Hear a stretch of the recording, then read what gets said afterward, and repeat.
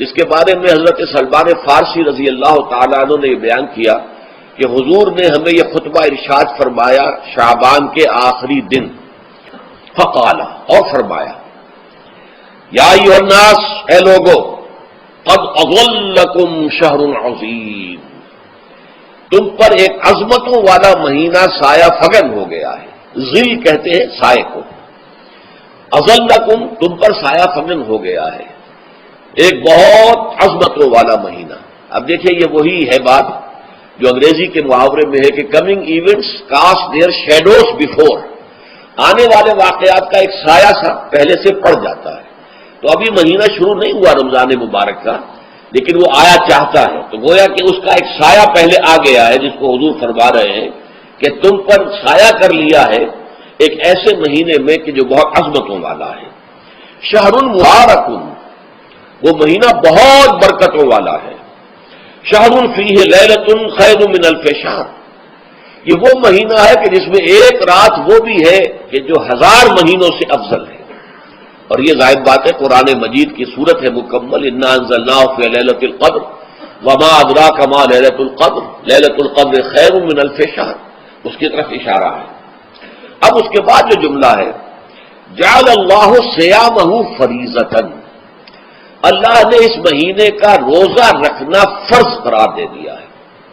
وہ قیام لیلہ، ایک تو قیام اللیل کے لفظ پر غور کیجیے، اور اس کی راتوں کے دوران کھڑے رہنے کو تطوعا، آزاد مرضی پر چھوڑ دیا ہے۔ کتب علیکم الصیام کما کتب علی الذین من قبلکم لعلکم تتقون، تاکہ تمہارے اندر تقوی پیدا ہو جائے۔ اب یہ ہے حکمت صوم کی پہلی آیت۔ تقوی کسے کہتے ہیں؟ بچنا۔ کس چیز سے بچنا؟ اللہ نے جو چیزیں حرام کی ان سے بچنا، اللہ کے احکام کو توڑنے سے بچنا۔ جب رمضان کا مہینہ وہ ہے کہ جس میں قرآن نازل کیا گیا، اب جو شخص بھی اس مہینے کو پائے اس پر لازم ہے کہ اس کے روزے رکھے۔ ہاں، من کان مریضا او علی سفر، جو شخص ہو مریض، بیمار ہو یا سفر پر ہو، فعدۃ من ایام اخر، تو وہ تعداد پوری کر لے دوسرے دنوں میں۔ یرید اللہ بکم اليسر ولا یرید بکم العسر، اللہ تمہارے ساتھ آسانی چاہتا ہے، سختی نہیں چاہتا۔ اچھا، روزے کا اس سے تعلق کیا ہے یہ سمجھ لیجیے۔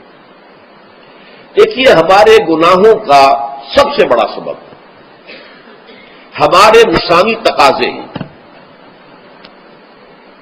ہم ایک حیوان بھی ہیں، اور حیوان سے بڑھ کر بھی کچھ ہے، وہ میں بعد میں عرض کروں گا، لیکن حیوان تو ہے۔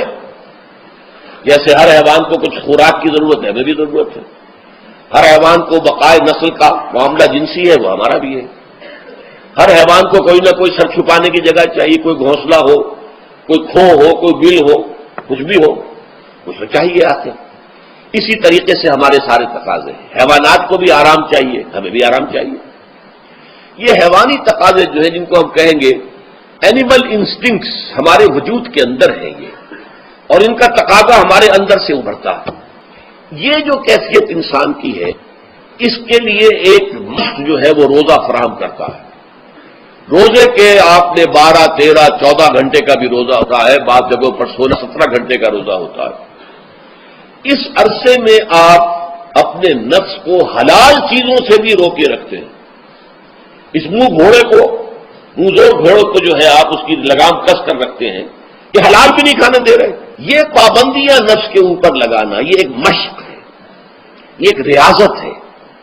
اس ریاضت کا حاصل یہ ہونا چاہیے کہ انسان بقیہ 11 مہینوں میں اپنے آپ کو حرام سے تو بچائے نا۔ یہاں وہ حلال سے رکا ہوا ہے اللہ کے حکم سے، کہ حلال چیز بھی نہیں کھا رہا، دن بھر نہیں پی رہا، دن بھر نہیں اپنی کوئی شہوت پوری کر رہا، دن بھر حلال ذرائع سے بھی، تو اس سے اس کے اندر یہ ایک، جس کو ہم کہیں گے سیلف کنٹرول پیدا ہو جائے، اپنے نفس کو قابو میں کر لے۔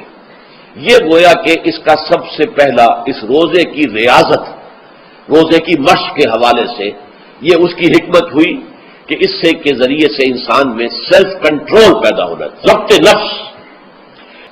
شہر رمضان الذی انزل فیہ القرآن ھدی للناس وبینات من الھدی والفرقان، یہ قرآن کیا ہے، کیا بنا کر نازل کیا گیا؟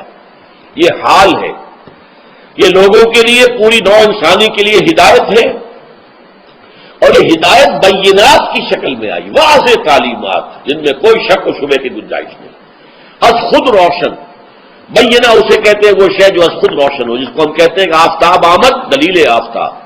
جب سورج طلوع ہو گیا تو اپنے وجود پر وہ خود دلیل ہے، اسے کسی اور دلیل سے ثابت کرنے کی ضرورت نہیں ہے، از خود واضح۔ تو بینات من الہدیٰ، جو قرآن کی بنیادی ہدایت ہے وہ بینات پر مشتمل ہے، واضح چیزیں جو انسان کے لیے، اس کی فطرت کے لیے جانی پہچانی چیزیں ہیں۔ یہ کوئی باہر کی چیز نہیں آ رہی ہے، اس کے قلب کی گہرائیوں کے اندر یہ سب کچھ موجود ہے، اور اس کی گواہی اس کے قلب کی گہرائیوں سے نکلتی ہے۔ جہاں دیکھنا تقریر کی لذت کے جو اس نے کہا، میں نے یہ جانا کہ گویا یہی میرے دل میں ہے، اس نے تو میرے اپنی فطرت کی ترجمانی کی ہے۔ والفرقان، بینات من الہدیٰ والفرقان، یہ بینات کا اطلاق فرقان پر بھی ہو رہا ہے، حق و باطل کے اندر فرق کر دینے والی شے۔ بین صورت میں یہ حق ہے، یہ باطل ہے، یہ جائز ہے، یہ ناجائز ہے، یہ غلط ہے، یہ صحیح ہے۔ یہ ہے قرآن مجید کی عظمت کا بیان۔ ان رسول اللہ صلی اللہ علیہ وسلم قال، کہ اللہ کے رسول صلی اللہ علیہ وسلم نے فرمایا، الصیام والقرآن یشفعان للعبد، روزہ اور قرآن بندے کے حق میں شفاعت کریں گے۔ یقول الصیام، روزہ یہ عرض کرے گا اللہ کی جناب میں، اے رب پروردگار، انی منعتہ الطعام والشہوات بالنہار، میں نے تیرے اس بندے کو دن کے دوران کھانے پینے سے اور اپنی شہوت کا تقاضا پورا کرنے سے روکے رکھا، یہ میری وجہ سے روکا رہا، تو میری شفاعت اس کے حق میں قبول فرما، فشفعنی فیہ، میری شفاعت اس کے حق میں قبول فرما۔ ویقول القرآن، قرآن کیا کہے گا، منعہ النوم باللیل، میں نے اسے رات کے وقت سونے سے، نیند سے روکے رکھا، فشفعنی فیہ، تو اس کے حق میں میری شفاعت قبول فرما۔